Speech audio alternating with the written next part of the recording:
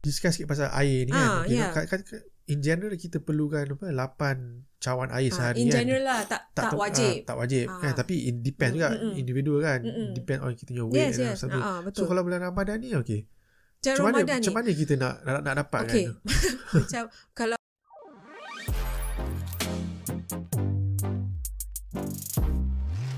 you are listening to Ambil bau saja. Lazat.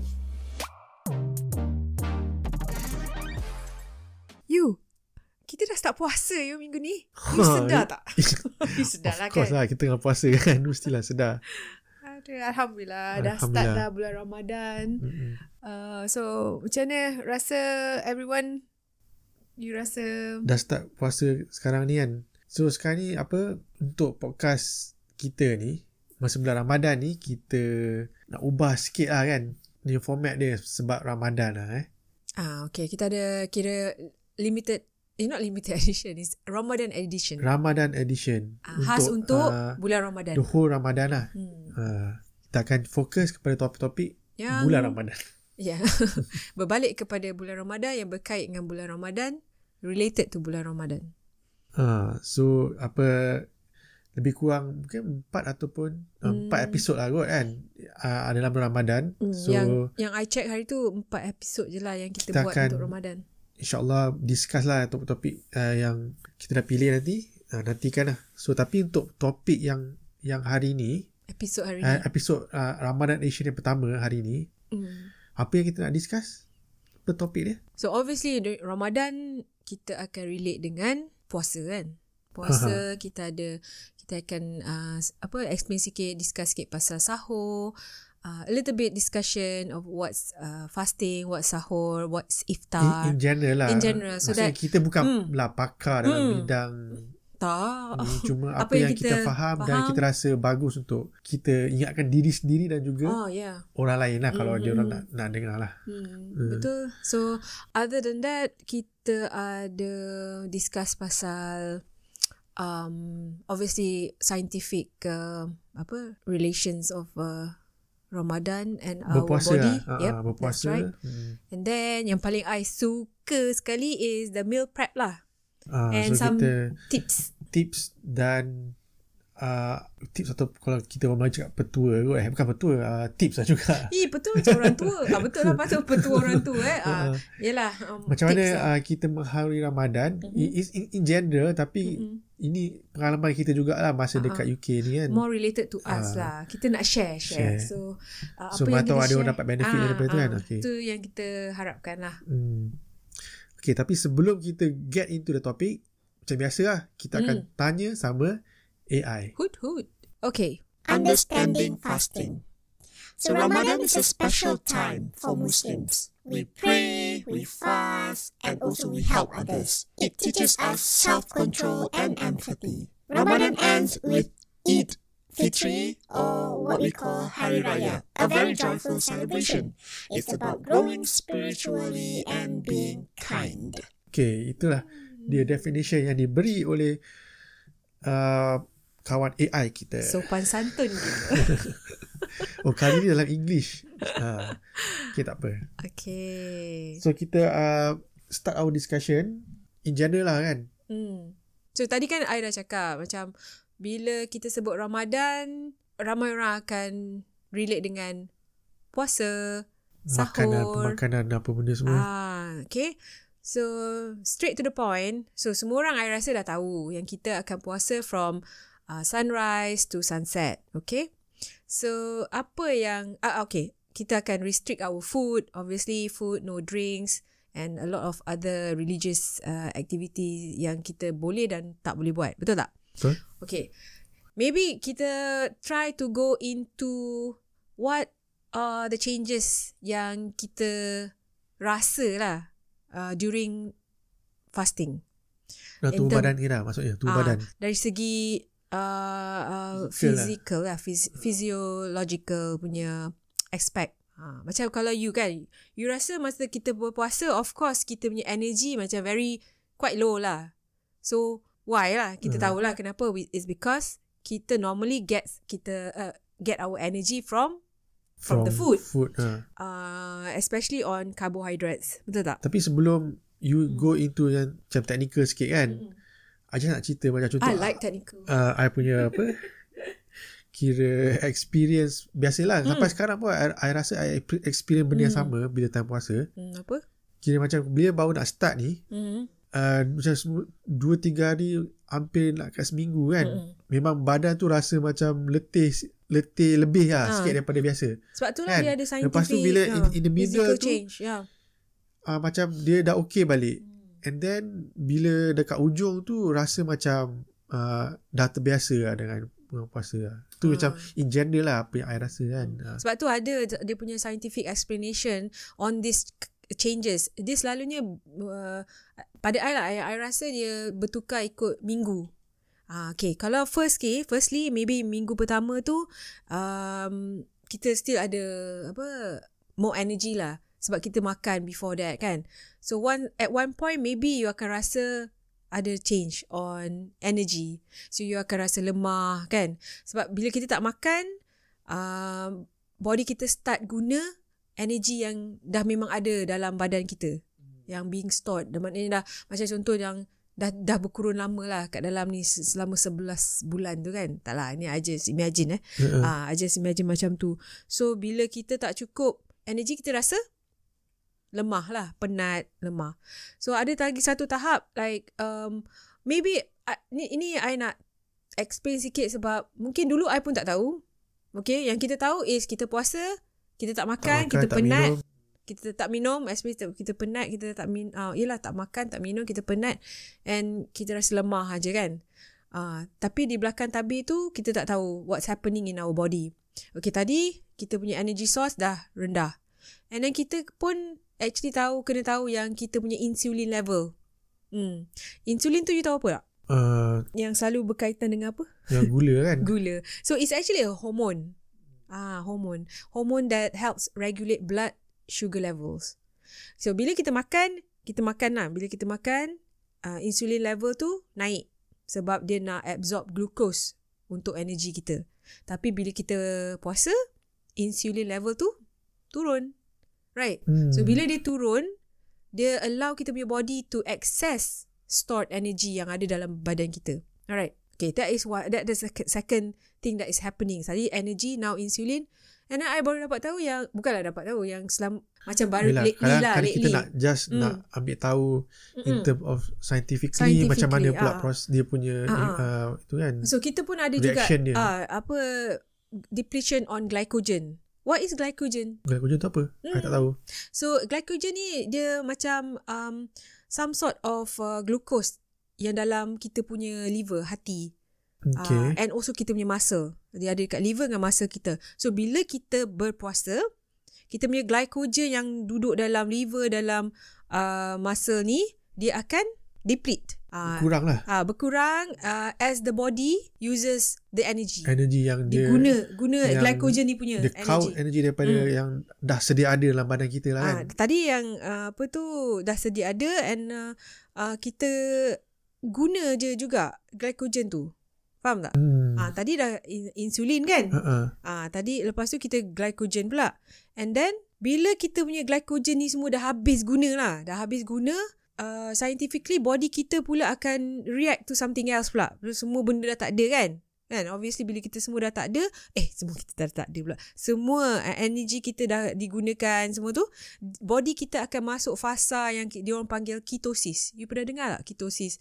Keto diet lah apa semua tu, ingat? Dia ambil apa? Lemak pula Yeah, I think so. They start breaking down our fat. I pernah dengar lah, tapi I tak berapa faham 100% ni proses tu lah. Sebab tu I rasa benda ni, ideologi ni start keto diet tu start daripada benda ni lah, yang fahaman macam ni lah. So macam dia lebih kurang I nak boleh katakan dia related, yalah, intermittent fasting lah. Orang buat intermittent fasting, of course dia akan berpuasa lebih kurang sama lah macam kita puasa Ramadan kan.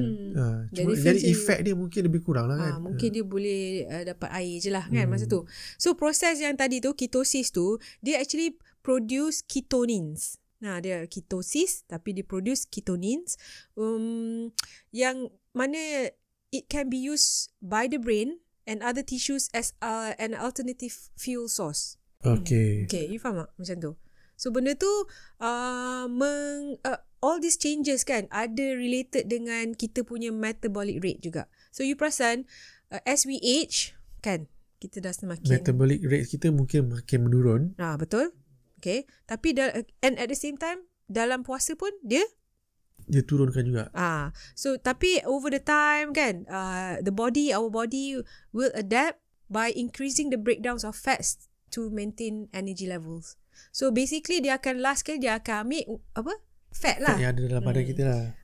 Sebab tu awal-awal tu mungkin di dalam proses nak ambil ni semua kita rasa macam letih kan. Betul. Dia dah dalam middle tu dia dah dapat dia punya energy yang dapat dalam tu dia dah proses, kita rasa macam normal balik lah kan. Betul. And then one last thing, kita akan rasa ada hormonal changes. I don't know lah whether we feel it or not lah, tapi ada hormonal changes. On individual lah. So dia akan ada effect on our hormone levels, especially on macam kita punya growth hormone, kita punya adrenaline. Adrenaline ni tahu kan untuk mobilize kita punya energy reserve and also to maintain kita punya blood sugar levels. Okay, overall ni bila kita kata dia nak ambil semua kita punya energy source kan, lastly dia ambil fat kita kan, tapi ni semua bergantung pada our food intake during berbuka and also sahur. Tu kita akan talk about it later lah. So cerita pasal sahur kita pun nak understand juga lebih kurang sikit kan. Konsep of sahur ni apa sebenarnya kan, signifikan dia dalam bulan berpuasa ni. Penting kan. Sahur ni sebab macam breakfast kan. Sebab kadang ada orang macam kan jenis tak suka nak sahur kan. Okay, ada macam kadang tu. orang tak boleh bangun, tapi kita tak boleh salahkan dia. Cumanya nak yelah, in general lah sahur ni penting lah sebenarnya kan. Dia yalah macam yang kita faham, sahur ni actually is a pre-dawn meal dia orang panggil for everyone, for Muslims yang nak berpuasa. So dia orang kata very important sebab dia macam bagi kita preparation lah. So macam breakfast kita pagi. Nak helps our body nak start berpuasa, and it also obviously it helps providing you energy and also hydration. Dua benda penting ni kan, energy and hydration. Yang mana akan kita discuss lebih lah. And then other than that, so sahur ni bukannya benda ni je kita nak.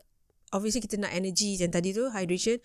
Tapi in terms of religion, kita nak spiritually. Yelah sebab ada tujuan kita bangun awal tu untuk kita buat ibadah apa semua kan. And also last kali ada juga bila kita kalau you duduk single lah you bersahur, tapi kalau kita duduk dengan family, it's like a community. Kalau kita ada mak bapak kita living together, kita sahur sama-sama, so dia help bonding kan. Itu dari segi macam psikologi dan apa panggil internal punya feelings ke apa gitu. And also kalau sahur iftar ni dia banyak kepada culture juga, dia bergantung. You perasan tak? Macam different part of the world kadang cara lain ke apa betul. So mungkin macam kita ada tradisi dia sendiri dah biasa dengan cara kita sahur, cara kita iftar, tapi kita tak tahu orang lain punya macam mana kan.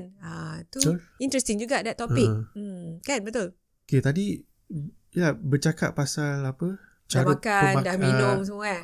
Yelah apa yang sebenarnya berlaku masa bulan puasa, bila kita berpuasa apa semua ni kan.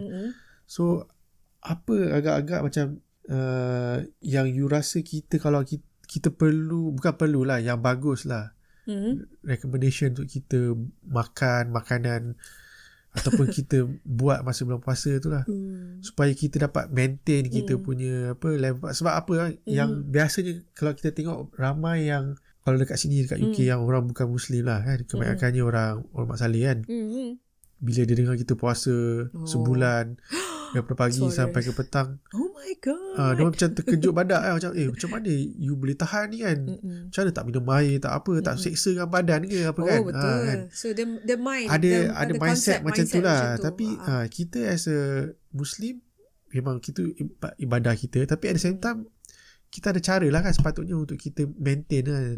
Betul. And then macam okay, obviously fasting ni dia berkait rapat dengan food lah kan. what we eat is actually reflecting our Ramadan punya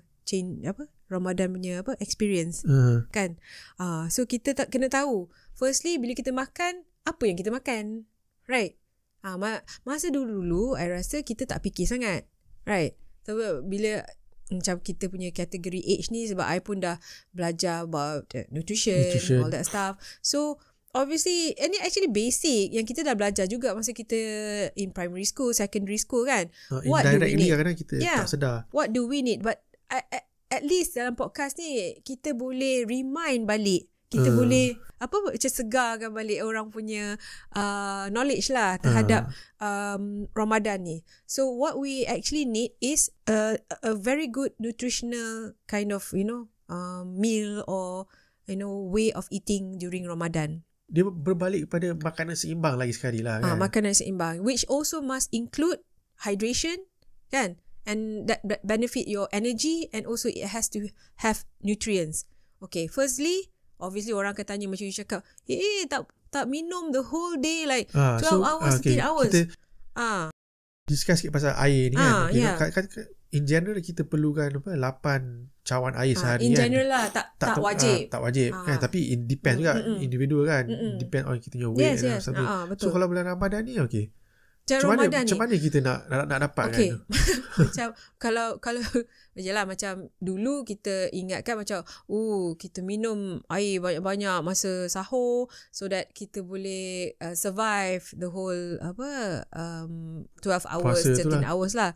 Tapi sekarang ni kita dah tahu, ada ilmu sikit, kita kena tahu bila kita nak minum, all that stuff. So bila kita ada planning ni, baru kita nampak actually kita tak perlu pun minum banyak-banyak masa sahur tu sekaligus. Dia end up yang kita minum masa sahur tu will go to toilet. Yes. Gitu kan. So yang penting ni kita kena tahu konsep hydration. Kita ada 24 hours here, minus the amount of hours kita tidur. So kita bagilah time bila kita boleh minum dan tolak tepi yang kita puasa tu. So kita boleh minum lepas berbuka, right, secawan, and then lepas dah makan, dah maybe dah solat, minum lagi satu cawan, and then kita relax lagi 1 or 2 hour, minum lagi one glass. Lepas tarawih, lepas tu kita boleh minum. Ni I cerita pasal air kosong lah, bukan air manis. So tu dah berapa dah cawan? Tadi dah nak masuk 4 lah. 4, okay. Then bila sahur, katakanlah I macam maybe I prepare food tu before I nak prepare, minum satu cawan dulu. While preparing I minum satu cawan. Then I makan sahur sikit. Then just before nak stop makan, nak stop sahur tu, I minum lah one more. So I dah dapat at least 6 glasses. Kan, make sense kan? Tu minum lah sikit susu ke fresh milk kan. So that is so kind of, dah lebih kurang dah dapat lah target dia kan. So macam tu lah. So I hope everyone jangan takut pasal orang kata tak cukup air ke apa. We can make it happen. We can plan ahead. Kita tahu our body, bila kita rasa macam kita dehydrated, obviously it will show on your lips, on your skin kan. Tu masa tu you kena tambahkan lagi air you masa lepas dah berbuka tu kan. Other than that, macam contoh, the next one will be the energy from your food. So normally yang kita perlukan ialah karbohidrat, betul, protein, dengan fat lah kan. And some fiber kan. Fiber comes from fruits, veggies. Okay. So like for example, kalau kita nak fikir carbohydrates kan, yang bagus is from complex carbohydrates. Okay, such as whole grains kan. Yang mana maybe kalau ikutkan our culture, is it, we can use the word culture here, right? In Malaysia, kita selalu makan nasi. Nasi putih tapi kan, that is not complex carbohydrate. Kalau kita makan complex carbohydrate macam nasi brown rice ataupun other form of complex whole grains, and then kita makan fruits, kita ada veggies, kita eat a lot of proteins, especially during sahur. It can have ada effect yang dia release energy tu slowly throughout your fasting hours. kan. So you nampak tak benefitnya makan benda yang yang ada function. Betul. Tapi ialah bukan senang kita nak tukar kita punya diet tu. Macam contoh nak tukar pada nasi putih kepada brown rice. Tak apa. Memang susah lah kan. Dengan brown rice pun rasa tak sedap kan. Keras betul. Macam. So I rasa yang terbaik ni kita cuba seimbang lah. Yang maknanya kalau kita makan nasi putih, cubalah kalau sebelum ni makan banyak, kita kurangkan sikit. Tapi lebihkan yang macam sayur protein, ke apa kan. sayur. Protein. Contoh kalau kita makan, kita ingatkan we thought that eating a lot of rice macam carbohydrate will make our energy last longer. Kan kita kira salah lah actually kan. Kalau kita makan yang makanan yang boleh melambatkan proses energy release ni, lagi better. So kita makan a good portion of carbs, okay, nasi ke, noodle ke kan, mihun ke, and then we eat more protein. Nampak tak? Maybe dulu kita makan like sejemput je ayam, now kita tambah double. Kita tambah double, and then kita makan more veggies, yang green veggies and also fruits. Lastly, kalau I makan dates lah. Walaupun dulu tak suka, masa kecil tak suka, tapi dah besar, dah tua, dah besar, sikit lah, tambah sikit. Ada satu lagi yang kau tak silap, yogurt pun dia macam slowly release energy kan. Dia it's macam protein. Dia kasih kita feel full lah panjang. So kita boleh add lah yogurt kan dengan nasi sekali kan pun boleh juga. Yalah, kan macam based on kita punya experience. Yelah, ni cerita dulu sikit macam kita tak tahu pun yogurt tu important and it gives a lot of benefit. So bila kita dekat sini, kita rasa macam everyone is eating yogurt. Why kita belajar, so kita incorporate dalam our meal. So benda tu boleh membantu kita dalam sahur, insyaAllah, dalam puasa kita. So insyaAllah kita akan makan yogurt dalam tu. And then kita kena makan at the right time. Contoh sahur lah. Sahur kita dah tahu bila kita kena makan balance food tu. And then makanan yang kita makan tu lah yang bagi kita energy throughout the day. And lastly, variety. Kena ada variety. Taklah setiap hari sama je kan. Nanti effect kita punya psychologically macam kita rasa boring, and then kita dah stop, give up, semua nak try jaga betul-betul kan. Jadi kalau ada variety macam tu menarik sikit kan. Nanti kita bincangkan dalam tips preparing meal tu lah, macam bulan puasa. Eat variety ni lagi satu, kita kena ada unsur appearance, macam colour, fruits, veggies. Kita kalau boleh makan lean meats, kan, kalau kurangkan fatty meats. And then itulah semua benda yang boleh membantu kita store energy, release the energy slowly. Macam lagi satu, kita boleh makan kita boleh makan healthy fats. Healthy fat macam contohnya? Contoh kacang, yes. Seeds. Lagi satu kita tukarlah olive oil. Maknanya kalau benda ni kalau tak boleh nak makan macam itu je, mungkin kita boleh add tu benda yang kita dah selalu makan, kita add on lah kan. Kita add on. Kalau dulu orang suka makan roti putih, kita makanlah whole wheat bread. Kalau boleh, tukar-tukar lah. Tak semestinya everyday sama. Itu okay lah, up to individual lah. Ada orang dia suka repeat kan. Dia suka repeat. Tapi kalau macam maybe macam kita in general, tukar-tukar. Kejap makan brown rice, tukar. Kejap lagi makan white bread. Kejap lagi makan sourdough bread. Tukar-tukar. And then kita tengok lagi satu, air yang tadi I sebut tu, kalau kita recommended water lah minum kan. Tapi air kosong. Lately ni I pun minum coconut water. Coconut butter pun ada dia punya dia hydrate kita lebih bagus lah. And it also has minerals inside yang membantu kita hydration lah dalam. Kalau boleh air kelapa yang original lah, tak payahlah campur air gula yang manis-manis ke. Tu yang manis-manis lah. Tapi tu untuk benda apa yang kita makan. Tapi cara kita makan tu contoh kan, bukan cara makan, cara kita berbuka puasa contohnya kan. Kalau contoh kalau yang bukanlah sepatutnya, yang direkomend untuk kita yang bagus, kita makan sikit dulu. Lepas tu kita pergi solat, lepas tu kita sambung makan lagi. Itu the ideal Kan? Tapi tak steps semua orang boleh buat macam tu. Betul. Okay, macam benda ni ikut individu lah kan.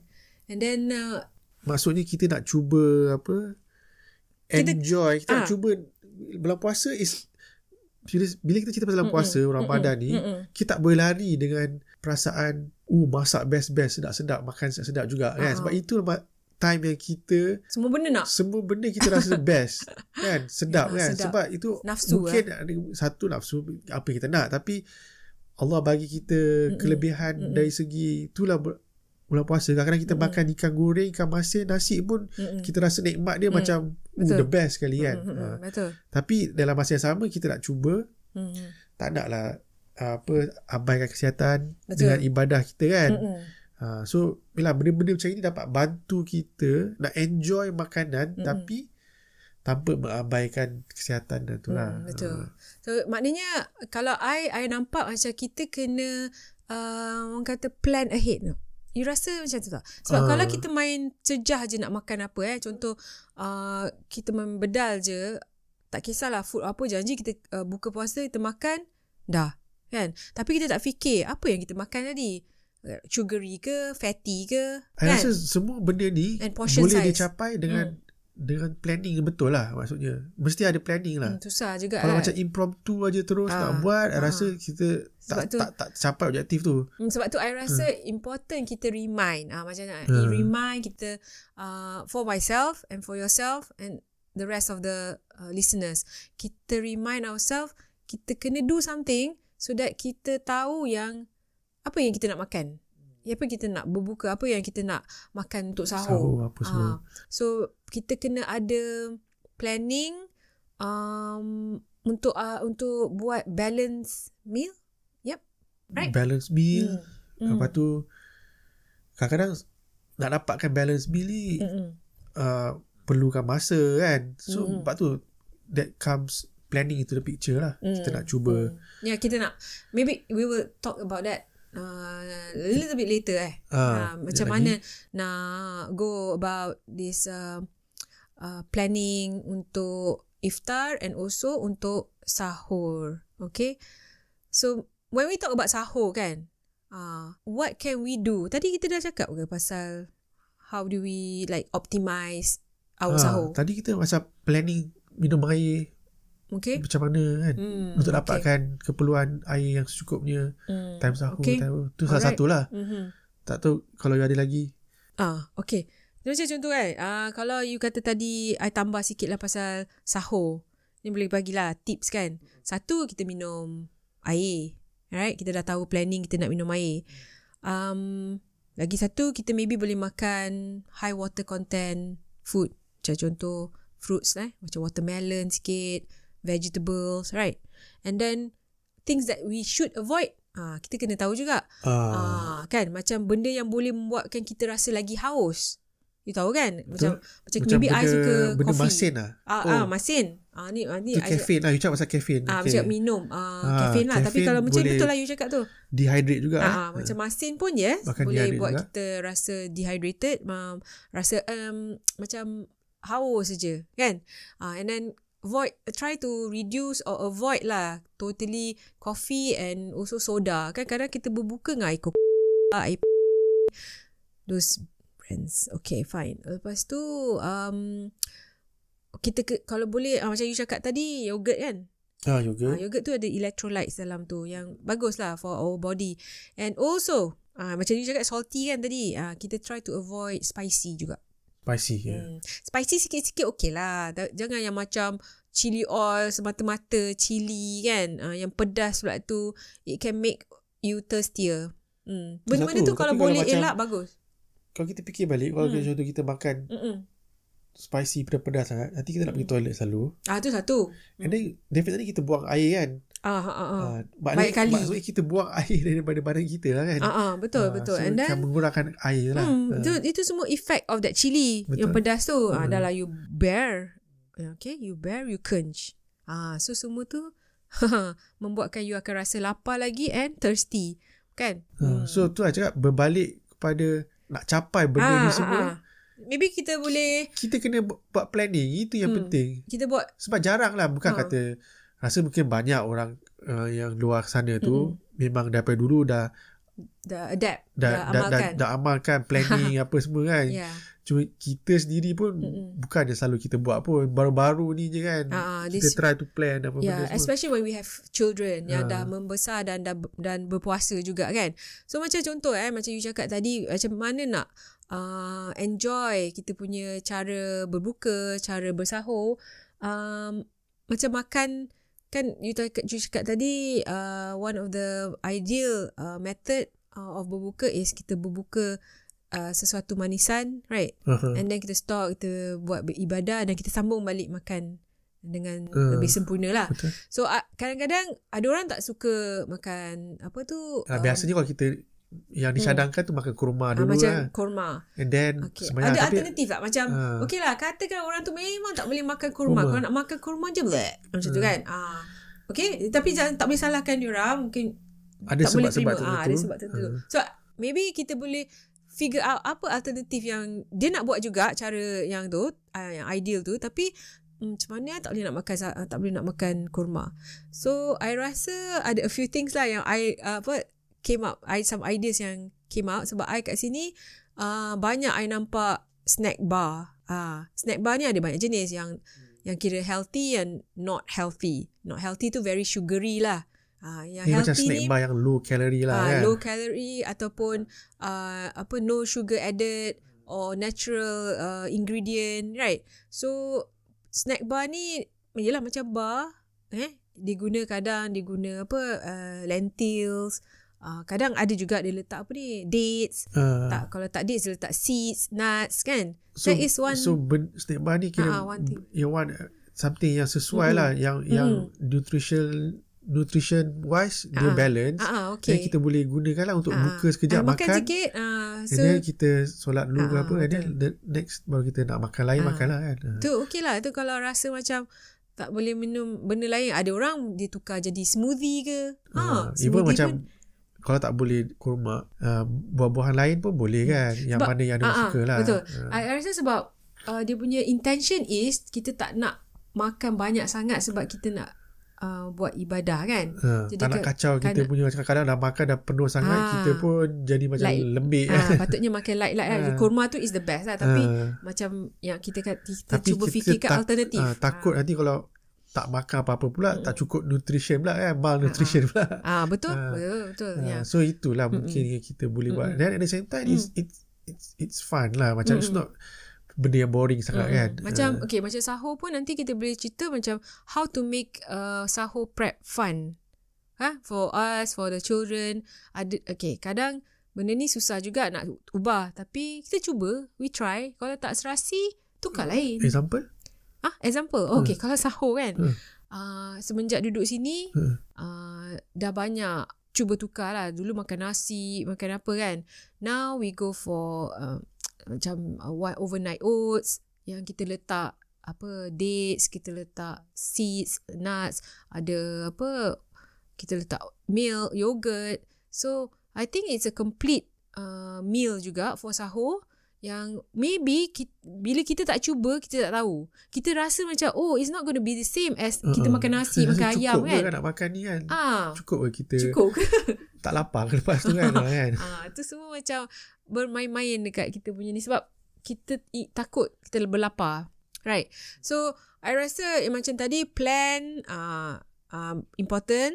Okay, preparation pun maksudnya preparation tu termasuk dalam plan lah. Maksud in a whole, kita kena plan our preparation untuk berbuka dengan bersahur kan, sepanjang Ramadan tu lah. Apa tu, you tahu yang I pernah nampak lately ni lah, dah start ada Ramadan, pre-Ramadan tips. Okay, dia ada 30 days pre-Ramadan, dia countdown lah. So start from day